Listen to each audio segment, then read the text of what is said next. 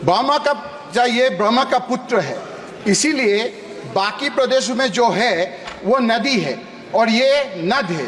ब्रह्मपुत्र का जो स्वभाव है वो बाकी नदियों से नहीं मिलते हैं। नमस्कार, সকলোকে মোৰ ঐনিটি ভিডিঅ'লৈ স্বাগতম জনাইছোঁ। কিছুদিন আগতে ধুবুৰী লোকসভা সমষ্টিৰ সাংসদ ৰকিবুল হুছেইনে সংসদত তেওঁৰ প্ৰথমটো ভাষণ দাঙি ধৰিছিল কেৰাম প্ৰসংগক লৈ, আৰু এই ভাষণটোৰে সমগ্ৰ ৰাজ্যতে এক প্ৰতিক্ৰিয়া সৃষ্টি হৈছিল। সমগ্ৰ ৰাজ্যতে আলোচনাৰ বিষয় হৈ পৰিছিল যে ৰকিবুল হুছেইনে তেখেতে প্ৰথমটো ভাষণতে কেৰামৰ প্ৰসংগ কিয় আনিলে, অসমত আৰু বিভিন্ন ধৰণৰ সমস্যা আছে সেইবিলাক লৈ কিনে তেখেতে কথা কিয় নাপাতিলে, সেইটো বাৰু বিষয় ইতিমধ্যে গুচি গৈছে। কিন্তু তেখেতৰ এই দ্বিতীয়টো ভাষণ লৈ সমগ্ৰ ৰাজ্যতে আলোচনাৰ বিষয় হৈ পৰিছে, কাৰণ তেখেতৰ যি দ্বিতীয়টো ভাষণ, সেই ভাষণে অসমৰ জ্বলন্ত সমস্যাসমূহৰ কথা প্ৰকাশ কৰা হৈছে। চাওঁ আহক, শুনো তেখেতৰ দ্বিতীয়টো ভাষণত তেখেতে কি কথা ক'লে। শ্ৰী ৰকিবুল হুছেইন।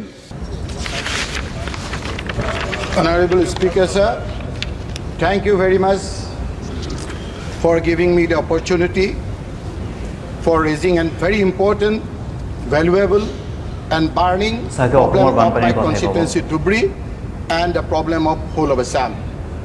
Sir, ये प्रॉब्लम है इरोजन का, ये प्रॉब्लम है मिट्टी कटाव का। सर, हम लोग सब जानते हैं कि ब्रह्मपुत्र असम में है, लेकिन कम आदमी जानते हैं कि ये नदी नहीं है, ये नद है। Brahmaputra is a male river. ये ब्रह्मा का पुत्र है, इसीलिए बाकी प्रदेशों में जो है वो नदी है और ये नद है।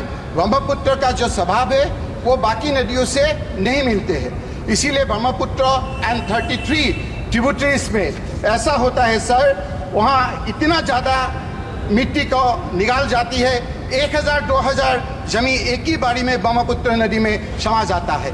सर, 100 बीघा जमीन का मालिक सर एक ही दिन में रास्ते में आ जाता है, और इसी आदमी को यहाँ दिल्ली में आके किसी लोगों ने घुसपैठिया कह देते हैं, बाहर का आदमी कह देते हैं। इसीलिए my request is sir to send send a all party delegation not to see the situation but to see the ground reality of the situation. The last, sir, my request is to the government of Assam, government of India, to send a team to that erosion problem spot and the problem of flood and erosion as a national problem. I again request you, sir, ये गुजारिश है, हमारा अनुरोध है, please sir declare the problem. এয়া আছিল ৰকিবুল হুছেইনৰ সংসদত দিয়া দ্বিতীয়খন ভাষণ, আৰু এই দ্বিতীয়টো ভাষণত আকৌ এবাৰ তেখেতে চৰ্চাত আহিছে। তেখেতে অসমৰ যি জ্বলন্ত সমস্যা, বানপানীৰ সমস্যা, সেই বানপানীৰ সমস্যাক লৈ তেখেতে বৰ্তমান সংসদত তেখেতে এই বিষয়বস্তুটো তেখেতে উত্থাপন কৰিছে। তাক লৈ এতিয়া আকৌ তেখেতে প্ৰশংসাৰ পাত্ৰ হৈ পৰিছে। আৰু বৰ বিশেষ নকওঁ, মোৰ ভিডিঅ'টো চোৱাৰ কাৰণে আপোনালোকক সকলোকে ধন্যবাদ জনাইছোঁ। আৰু আপোনালোকে যোৱা ভিডিঅ'টোত আপোনালোকে যেনেকুৱা ধৰণৰ মোৰ ভিডিঅ'টোত সঁহাৰি জনালে, আপোনালোকক সকলোকে আকৌ এবাৰ ধন্যবাদ জনাইছোঁ। আপোনালোকৰ নিজৰ মতামত কমেণ্ট বক্সত প্ৰেৰণ কৰিব, ভিডিঅ'টো ছাবস্ক্ৰাইব কৰিব, লাইক কৰিব এণ্ড শ্বেয়াৰ কৰিব। ধন্যবাদ জনাইছোঁ।